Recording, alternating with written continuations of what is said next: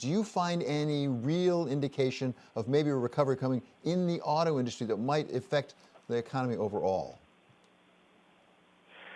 David, I think we have to be careful not to be misled by early signs of what may seem like spring.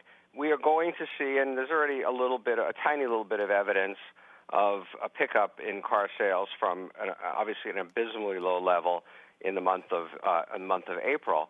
But this is all going to be relatively small potatoes compared to the distance we have to go to get back to where we were before all this started. And I am pretty pessimistic about our ability to get back to that point at any time in the immediate or imaginable future.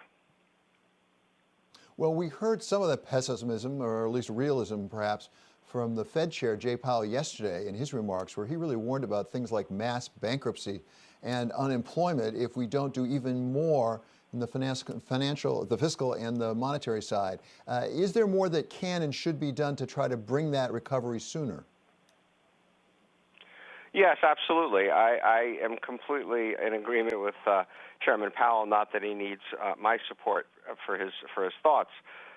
Look, as I said, I think the notion that we are facing a V-shaped recovery where it's all going to bounce back, car sales are going to go back to 17 million, people are going to travel and spend and go to Disney World and all those kinds of things is frankly a fantasy.